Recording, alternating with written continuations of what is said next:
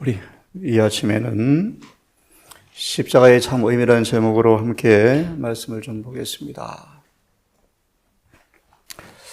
오늘 이 주제를 택한 까닭은 한번 이 말씀을 들으시고 오늘 설교를 듣기를 바랍니다.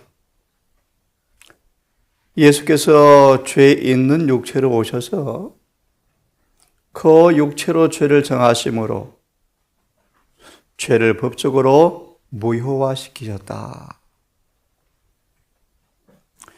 예수님의 사역의 빛 안에서는 죄는 불필요한 것이 되었다. 인간이기 때문에, 악마 때문에 죄를 짓게 될 수밖에 없다는 핑계는 도무지 할 수 없도록 예수께서 그분의 죽으심으로 구속을 이루어 놓으셨다. 오늘 강의하는 목적은 사단은 예수를 믿어도 죄가 해결 안 되게끔 죄를 만들어 놓았다는 것입니다. 십자가를 무효화시키는 불법의 비밀을 이 시간 말씀을 드릴 것입니다. 죄는 회개되어져야 하고, 죄는 깨끗게 되어져야 하고, 정결하게 되어져야 하고, 죄로부터 완전히 분리가 되어져야 하고, 죄는 영원히 도말되어져야 하는데, 마치 그 죄가 주님께서 오실 때까지 해결 안 되는 것처럼 마귀는 죄를 만들어 버렸습니다. 인간의 본성이 죄다, 깨어지는 관계가 죄다, 사망이 죄다, 수많은 궤변으로 무엇을 회개해야 하고, 어떻게 해결해야 하고, 어떻게 죄를 거쳐야 하고, 어떻게 죄를 극복하는지에 관하여 모호하게 사단을 만들어 놓아버렸습니다. 다시 말합니다. 일일이 성경절을 인용하지 않겠습니다. 올무에 걸린 영혼들 얼마나 처참합니까, 여러분? 어쩔 수 없이 불가피하게 올무에 걸렸습니다. 멸망과 죽음이죠. 짐승들 보십시오. 성경은 말합니다. 올무에 걸린 영혼들일지라도 예수께서는 해방 문서에 도장을 치셨다. 그러므로 로마서 5장 12절의 말씀을 이야기하기를 누구든지 사탄의 종이 될 필요가 없다. 예수님은 그분의 죽으심으로 사단이 죄를 통하여 인간을 지배하는 근거인 죄값을 지불해 버리셨기에 누구든지 죄의 노예가 될 필요가 없다. 나아가서 이제 그래서 예수 안에 있는 가장 연약한 자일지라도 사탄은 강제로 죄를 짓게 할 수가 없다. 강의를 잘 들으십시오.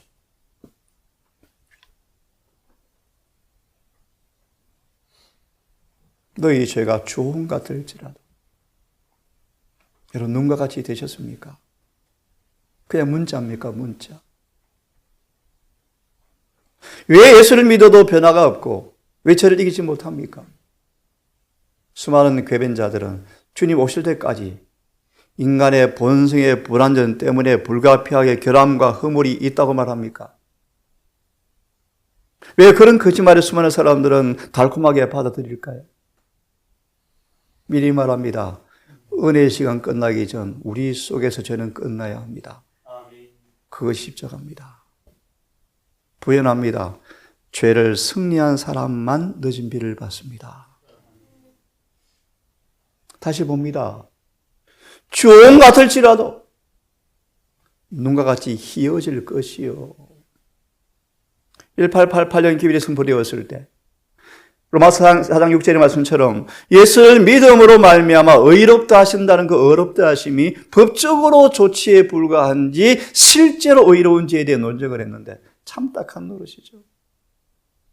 대부분 대충의 대표자들은 후자를 안 받아들였습니다. 왜 그런가? 자아 굴복이 없으니까요. 십자가에 내 자아가 완전히 못 박아 죽임을 당하고 성령과 불로 물과 성령으로 찐도 거듭남으로 말미암아 예수의 신의 성품이 증가되어지고 성령의 충만이 임하여서 실제 예수의 삶 속에 나타났던 그 복음이 경험이 안 되어지니까 죄를 중심으로 회개하지 않으니까 실제로 깨끗게 해야 되는 경험이 무엇인가를 모르니까 신학으로 이론적으로 정의합니다. 칭의는 사법적 조처이다. 객관적 복음이다. 내 밖에서 이루어지는 구원이다. 이런 인간의 말로 속이죠. 시간이 없습니다. 종 같을지라도 눈과 같이 희어질 것이요. 아멘입니까? 이는 내가 내 피로 정결케 할 것이기 때문이다. 어느 정도 정결케 되어지는가? 마치 한 번도 죄를 안 지은 것처럼 깨끗해져 버린다. 아멘입니까, 여러분? 그분의 피의 효능은 청량할 길이 없습니다, 여러분. 7 귀신 들린 막달라 마리아마저도 신의 성부에 참여해 버렸습니다. 주님은 통회하는 마음으로 용서를 구할 때 그분의 피가 우리의 죄를 우리 안에서 제거하신다. 그걸 경험하셨기를 바랍니다. 실제 내 속에서 죄가 떠나가는 용서의 경험. 시편 103편 12, 13절. 왜?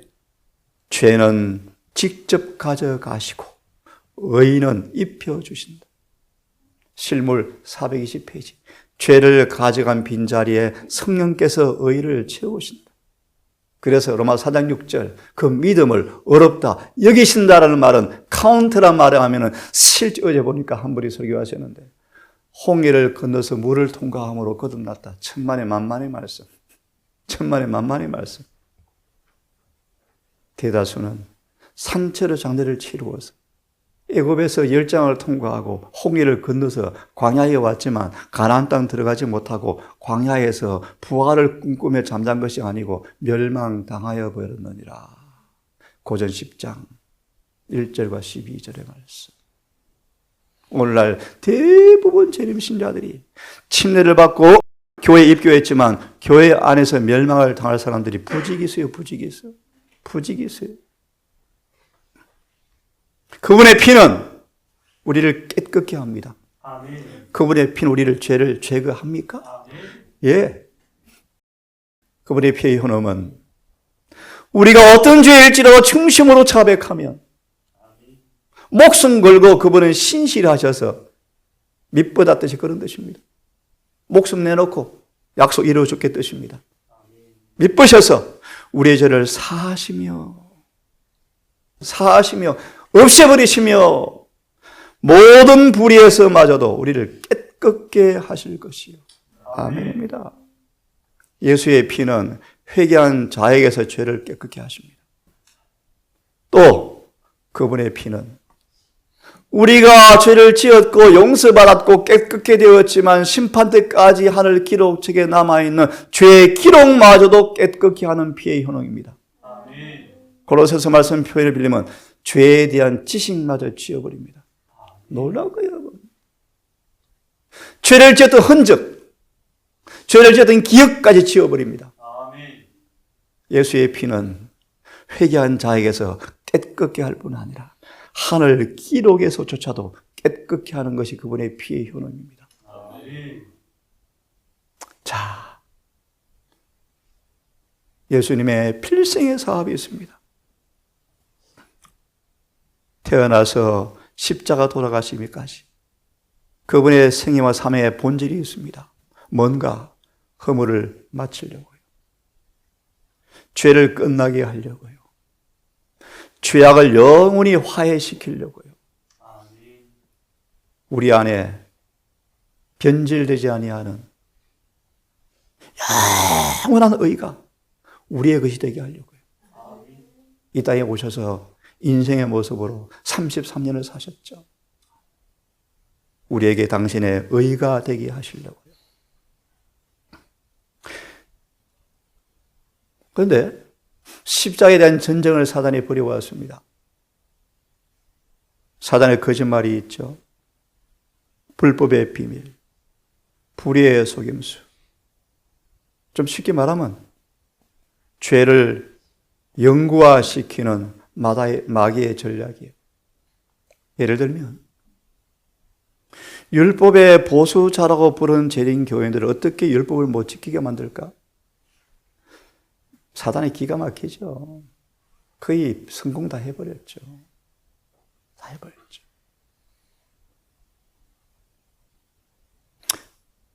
구체적인 말씀드리지 않겠습니다. 사단의 거짓말을 좀 봅니다. 사단은 진리 안에 거하지 않습니다. 사단 자신이 불법의 비밀입니다. 사단은 영혼을 멸망시키는 오리를 교묘하게도 진리처럼 보이게 하는데 능수능란합니다. 멸망시키는 오리를 교묘하게 가지고 들어와서 진리처럼 보이게 한다. 오늘 마지막 시간 내일까지 해줄 것 같네요. 십자가의 속죄 문제를 사단이 지금 공격을 해버려서 재린 거예요. 그래서 이것이 변질돼 버렸어요. 내일 아침까지 말씀을 드리겠습니다. 사단은 불법의 비밀이요. 사탄의 위대한 걸작품 부하를 두었는데 로마 교황거리도 불법의 비밀로 이 땅에 딱 대리자로 앉아 있어요. 사단은 불법의 비밀이요. 죄를 연구화시키는 우두머리요. 그가 부하를 만들어서 로마 교황권을 탄신시켜서 로마 교황권을 통하여 불법의 비밀을 유포시키고 있어요. 로마 교황권은 불법의 비밀이 되었습니다. 그런데 하나님의 비밀은 기독교가 되었다. 기독교란 말을 한마디로 말합니다. 죄는 끝내버린다. 끝내버린다. 가랴법음 1권 255페이지. 죄는 영원히 종기를 지워버린다. 말라기 2장 주석의 말씀.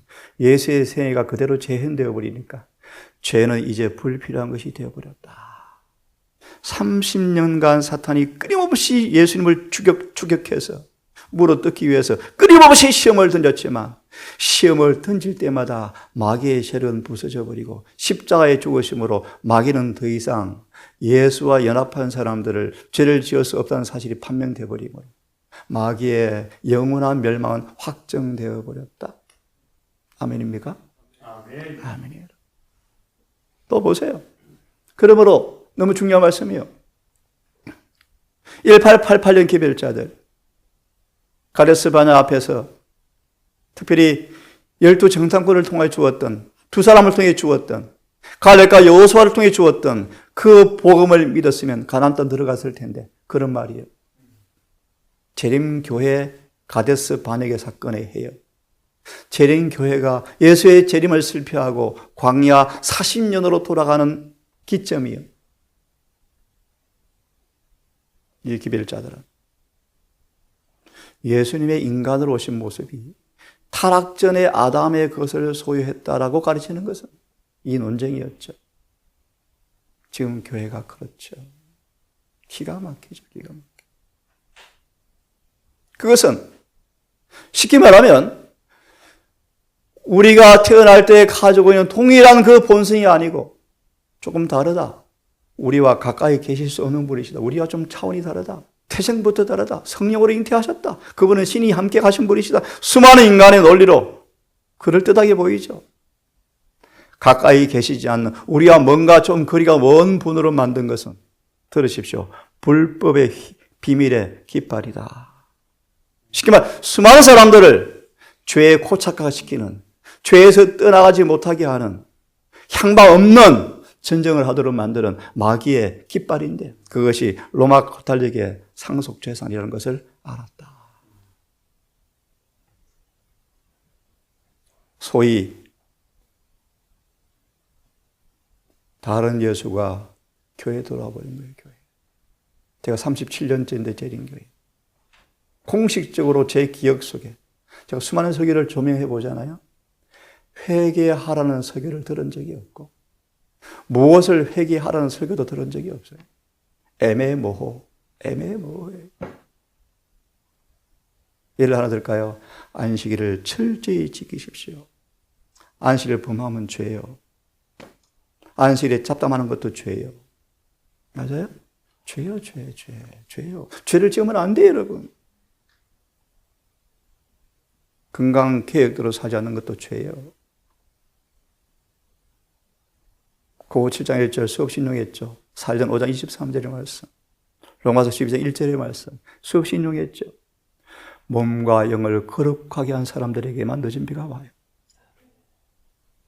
재림교인 가운데 육식에 있어서, 고기 문제에 있어서 절반만 개심한 사람들, 부득이하게 때때로 먹어준다, 이런 절반만 개심한 사람들, 다니엘처럼 목숨 걸고 절제가 얼마나 중요한지를, 바벨론 한복판에서 활활 타오르는 횃불로 보인 다니엘처럼 우리의 모본인데 환경에 따라 바뀌고 기분에 따라 바뀌고 전도한답시고 바꾸고, 그런 기회를 왜 주었나요? 그래서 사단이 하는 말이 당신이 율법은 다 못 지키는 거예요. 어떻게 다 지킨 게 아니에요. 이런 거짓말이 합리화되는 거예요. 재림교회는 그 거짓말을 뒤집어 엎으려고 이름까지 율법 보관자라고 제7 안식일이라고 딱 기록했는데 안식일을 더럽히고 살아 사람들이. 안식.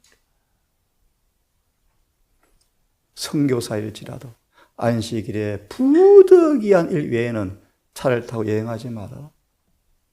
전도하러 갈지라도 미리 도착해라.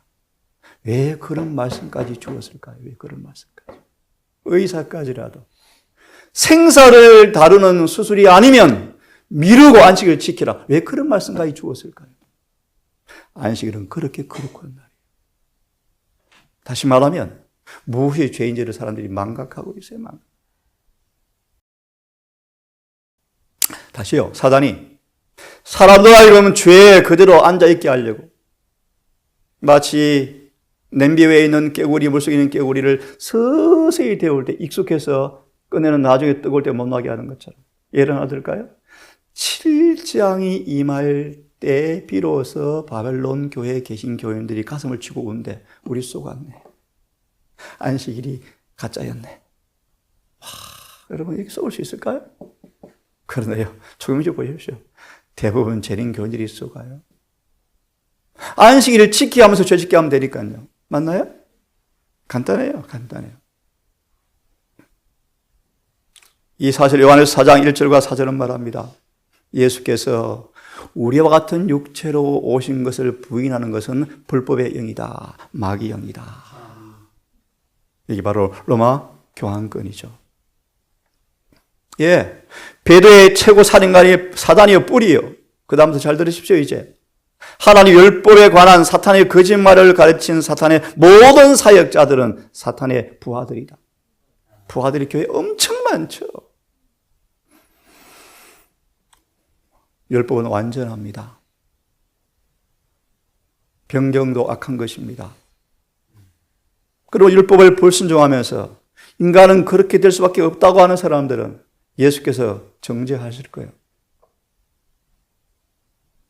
누가 다 법을 지키며 살 수 있는가? 그럼 예수께서 왜 오셨습니까? 법을 지켜서 구원받도록 하기 위해서 오셨는데요. 다시 말하면 죄로부터 구원하려고 오셨는데 계속 죄를 지으면 예수를 왜 믿습니까? 믿을 의미가 뭐가 있습니까? 예수를 믿으면 법이 지켜져야죠. 죄가 이겨져야죠. 죄는 극복되어져야죠. 보십시오. 주님의 순종의 생애는 율법은 영원 불변입니다. 의롭습니다. 거룩합니다라는 사실을 옹호하였고, 이제 예수를 영접하는 사람들도 율법을 지킬 수 있음을 증명하셨습니다. 믿어 순종으로 성령을 통하여 율법에 순종함으로 이루어진 품성은 탁월한 사실을 그분의 생애를 통해서 보여주었다.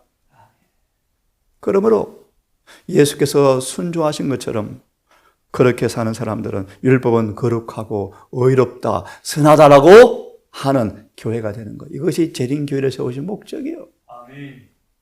살아있는 율법의 해석자. 아모스 8장 9절 10절 주석의 말씀으로 기억합니다.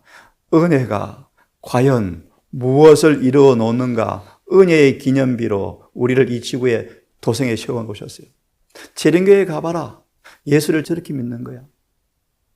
이 동산처럼 그렇게 되기를 바랍니다. 동산이 그렇게 되기를 바랍니다. 아멘. 분쟁과 다툼은 영원히 그쳐져 버리고. 아멘. 불화가 없어. 불화가. 왜요? 그분의 복음이, 의가, 사랑이, 성령이 지배하니까 다투지를 않아요. 그게 기독교죠, 기독교. 죄가 거쳐지는 게 기독교죠. 하지만 하나님의 계명대로 못 사는 사람들, 그들의 삶을 통하여 율법은 어렵지 못해, 순종할 수 없다 라는 사탄의 주장의 후원자들이다. 후원자. 사단의 후원자들이다. 그들은 마귀 자녀들이다. 요한 8장 44절의 말씀을 수많은 신학자들은 이렇게 해석해요. 우리는 본질상 우리 아비는 마귀다. 천만의 만만의 말씀요. 32절부터 읽어보시오. 그 말이 어떤 말씀인지. 성경을 문맥으로 보지 않고 자신의 생각을 한 절만 떼서 설명하는 것이 거짓말일 수가 엄청 많아요. 8장 44절은 예수를 입으로만 믿지만 거듭나지 않고 육신으로 사는 사람들한테 하는 말이에요. 물과 성령으로 거듭나면 우리 아비는 누구요? 하나 아버지, 우리 아버지요. 어디 마귀 우리 아비요. 천만의 말씀, 천만의 말씀이. 함께 읽습니다. 시작. 율법은 결코 변함이 없으며 인류는 이 교훈을 순종함으로써만 구원을 받을 수 있기 때문에 예수께서 십자가에 달리셨다는 것이다. 아멘. 왜 그분이 죽으셨습니까? 예수를 믿어 순종함으로써만 구원받을 수 있기 때문에. 믿음은 순종을 면제하지 않습니다. 율법을 순종하는 길 외에는 구원이 없어요. 그래서 그분이 죽으셨죠. 이 말의 의미가 뭡니까? 율법을 확립하신 그 십자가를 사단의 율법을 파기한 행위라고 주장했다. 무슨 말이에요? 율법을 평생 범하고 사는 사람들이 십자가에 나가서 용서를 구하니까 싹 용서해 줘버리거든요. 그럼 율법 왜 만드셨어요? 율법 파기하는 것입니다. 이 문제로 마지막 대전투가 벌어질 것이다. 이게 무슨 말이에요, 여러분? 이게 무슨 말이에요? 제7일 안식일을 지키는 대다수가 인을 받지 못할 것이다. 왜요? 안식일을 더럽히거든요. 안식일을 더럽힌다는 말의 의미를 하나 소개할까요? 안식일을 지키지만 세상을 살아가는 사람들, 안식일을 지키지만 육신에 따라서 죄를 범하는 사람들, 전부 안식일을 범하는 사람들이에요. 예를 더 들어볼까요? 내가 목사장이요. 대접받아요. 좋은 자리. 그것도 여러분 무서운 올무입니다. 좋은 자리. 먼저. 우리는 다 형제예요, 형제. 설교라는 은사를 받아서 특별히 목양하는 종의 신분이지. 그들 위에 군림하는 자리가 아니에요.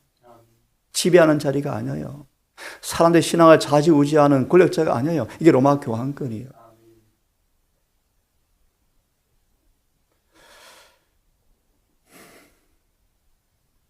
잘 들어보십시오. 우리는, 저와 여러분들은, 이 남은 교회는 교리적으로 재림교회 교리에 나오는 구원론 정확해요. 구원은 선물이다. 왜 구원이 선물인데? 노아 때 8가족만 구원받나요? 소돔과 고모라 한 명만 구원받나요? 60만 장정 가운데 2사람만 가나안 땅 들어가나요? 선물의 의미도 몰라 무슨 뜻이죠. 구원은 선물이죠. 100% 선물이죠. 하지만 하나만 소개합니다. 쉽게. 진짜 죽은 사람에게만 선물이에요. 자아를 날마다 죽인 사람만 선물이에요. 속지 마십시오. 자아 죽이는 게 공로입니까? 천만의 말씀이요. 자아는 반드시 굴복돼야 돼요. 근데 더 감사한 말씀. 왜 구원이 선물인가? 그 자아를 죽이는 것마저 내가 하는 게 아니거든요. 그분이 해 주시거든요. 가운데 그냥 해 주시나? 아니에요. 전심으로 원하는 사람만 해 주세요. 언제요? 매 순간마다 죽기로 작정하셔야 돼요. 보십시오. 교리적으로, 경험적으로, 실제로는 근본적으로 죄가 애처로운 불신이 되고 있다. 무슨 말이요? 쉽게 말, 죄 안 짓고 싶은데 또 죄 지었네. 교리는 맞는데, 진리는 맞는데, 왜 안 되지? 애처로운 불신이 되고 있는데, 그런데도 불구하고 외적으로 오늘날 그래요. 수많은 행사 때문에 우리는 부족한 것이 없다. 할 일을 하고 있다.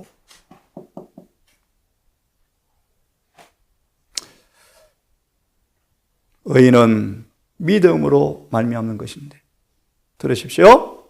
믿음을 가지고서 의롭게 살지 못하는, 의의를 나타내지 못하는 것은 불가능하다. 왜요? 반드시 믿음은 사랑이 쏟아 부어져서 사랑이 이를 만들어내기 때문이다. 믿음은 사랑이 역사해 버리는데 어떻게 의가 나타납니까? 우리가 그를 사랑하고 먼저 우리를 사랑했기 때문이다. 하나님의 사랑을 알고 믿으니까 서로 사랑이 나와버리나요? 너희가 나를 사랑하면 계명이 지켜지나요? 그런 뜻이에요. 정말 그분은 믿음은 의롭게 되어지는데 왜 안 됩니까? 의로운 사람 나와봐라. 누가 말씀대로 사는 사람이 있는가? 세상에 그런 말이 재림교회에 나와야 합니까? 말씀대로 살아야죠. 살아야죠. 사라져야죠. 그래서 그분이 죽으셨는데, 도덕적이고 영적인 실패는 고대 이스라엘의 죄를 영속시키는 것처럼 믿음으로 말하며 의를 통하여 혼돈시키는 오늘날의 불신의 열매가 라오디게의 상태라고 1888년 기별자들은 이렇게 이야기했어요. 한 말씀 더 드리고 내일 결론 짓겠습니다. 십자가와 속죄 문제. 제 문제를 마무리하겠습니다. 내가 너무너무 잘 아시죠? 율법을 완전케 하러 왔다. 영어로 보시면요, 율법을 인간을 대신해서 성취시켜 주러 왔다. 네? 예수님 율법의 종착점이시다. 그분은 율법을 완전케 하러 왔다. 왜요? 타락해버린 인간이 더 이상 율법을 완전케 할 수 없는 인간을 위해서 대리자로 완전케 해주시고 담보인이 되어서 돈을 지불해 놓으시고 은행에 저축해 놓으셔서 누구든지 그 담보를 통하여 뭐 할 수 있습니까? 빚 안 지는 삶을 살 수 있도록 완전케 하러 왔다.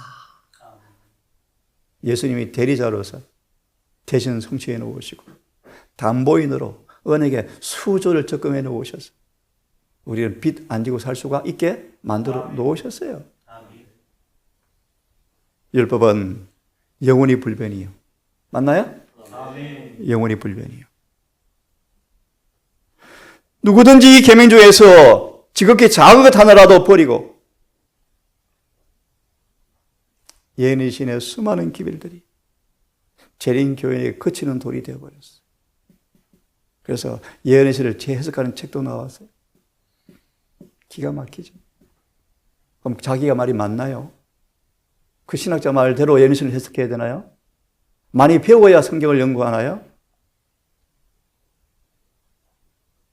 성경은 성경으로, 정언은 정언으로 해석이 다 되어지는데 다른 해석자 필요 없어요, 여러분.